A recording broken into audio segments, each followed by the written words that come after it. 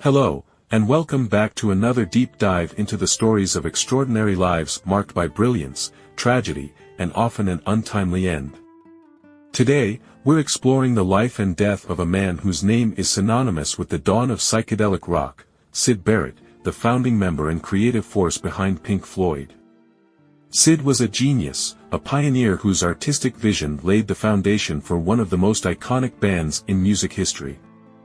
But his life took a dark turn, a descent into isolation, mental illness, and, ultimately, a tragic death that shocked fans around the world. And while many know the outline of Syd Barrett's story, few understand the grim details of his final years and the circumstances surrounding his death.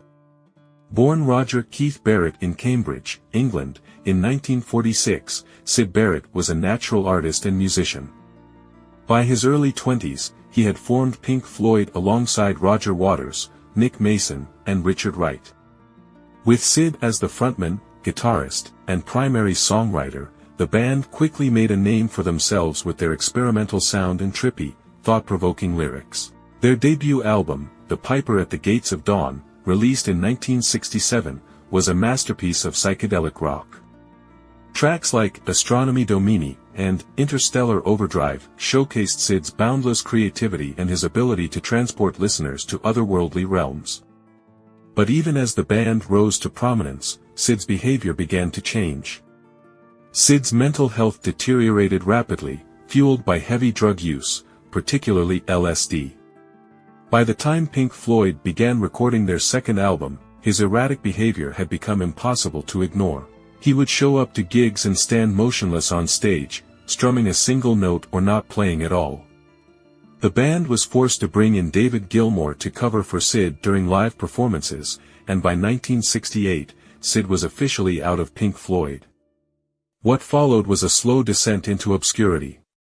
Syd attempted a solo career, releasing 2 albums, The Madcap Laughs and Barrett, but his erratic behavior and fragile mental state made it difficult to sustain a musical career.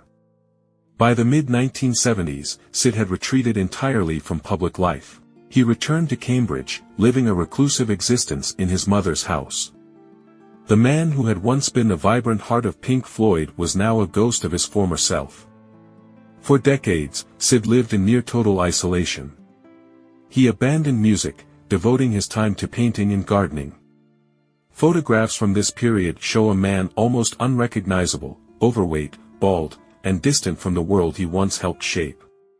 Syd's former bandmates, particularly Roger Waters, continued to pay tribute to him in their music. Songs like Shine on You Crazy Diamond and Wish You Were Here mourned the loss of their friend, who was still alive but irretrievably changed.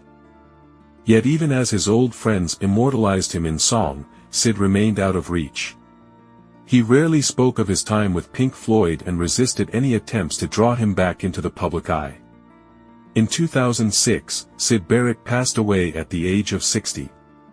His official cause of death was pancreatic cancer, a grim and often fatal diagnosis. But it was the state of his body and living conditions that painted a darker picture of his final days. Syd had lived a life of isolation for so long that even his neighbors had little idea what was going on behind the closed doors of his modest Cambridge home. Reports after his death described a man who had become almost entirely withdrawn, neglecting his health and personal care. The cancer had likely gone untreated for months, if not years. By the time he succumbed, his body had been ravaged not just by the disease but by decades of neglect. The once charismatic musician who had electrified audiences in the 1960s was found in a state that shocked even those closest to him. Syd Barrett's death marked the end of a life filled with both extraordinary brilliance and heartbreaking tragedy. But even in his absence, his influence endures. His contributions to Pink Floyd remain some of the band's most celebrated work, and his solo albums have earned a cult following. More than that, Syd's story serves as a cautionary tale about the toll of fame, mental illness, and substance abuse. It's a reminder of the fragility of genius and the importance of support and understanding for those who struggle. Syd Barrett may have left this world under tragic circumstances, but his mark on music and culture is indelible. His work during Pink Floyd's early years helped lay the foundation for psychedelic and progressive rock, influencing countless artists who followed.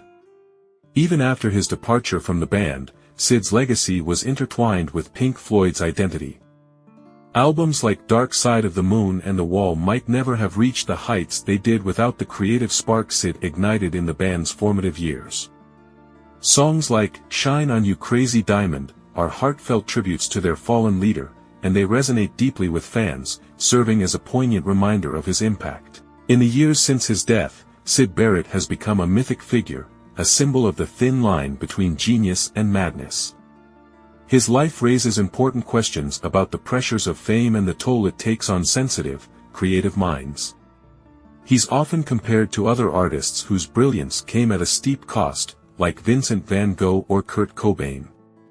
Their stories are eerily similar: immense talent, a meteoric rise, and an untimely demise that leaves behind a trail of unanswered questions and what-ifs. But Syd's mythos isn't just about his downfall. It's also about his resilience in a quiet way. Despite everything, he found solace in his art, even if it was no longer for public consumption. He retreated from the chaos of fame and sought a life that, while isolated, was on his own terms. What can we learn from Syd Barrett's story? 1. Mental health matters. Syd's decline underscores the importance of recognizing and addressing mental health issues early. In the 1960s, there was little understanding or support for mental illness, especially in the high-pressure world of rock music. Today, we can do better. 2. The cost of fame. Syd's life is a cautionary tale about the price of celebrity. The demands of fame, combined with his struggles, created a perfect storm that led to his downfall. It's a reminder to approach fame with empathy and to prioritize well-being over success.